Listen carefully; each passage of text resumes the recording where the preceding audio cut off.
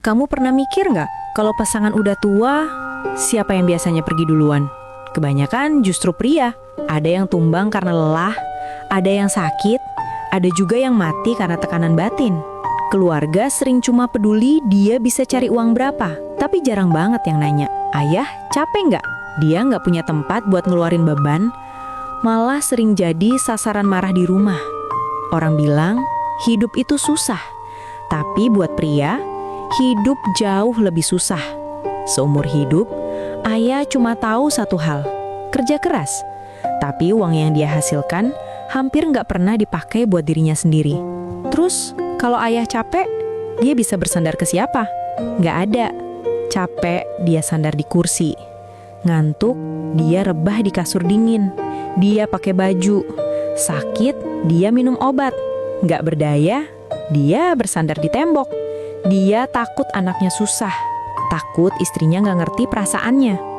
Lapar pun ditahan, sakit pun disembuhkan sendiri. Itulah ayah. Makanya jangan pernah berdebat atau marah sama ayahmu. Marahin ayah bukan bukti keberanian. Ngambek ke ayah bukan tanda kamu hebat. Kalau sampai bikin ayahmu nangis, itu bukan kebanggaan. Itu aib. Ayah nggak pernah pakai kata-kata buat menang dari anaknya. Dia pakai bahunya buat nanggung hidup dan masa depan keluarga.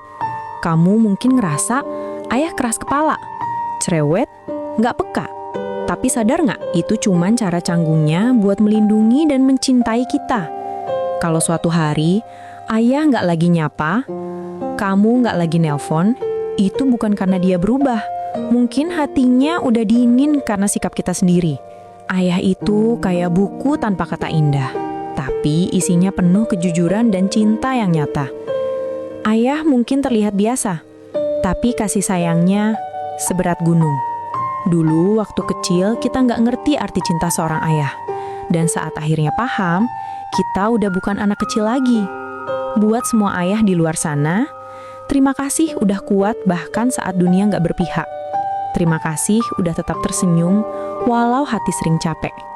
Kalian mungkin nggak pernah minta dihargai, tapi tanpa kalian, nggak ada yang namanya rumah.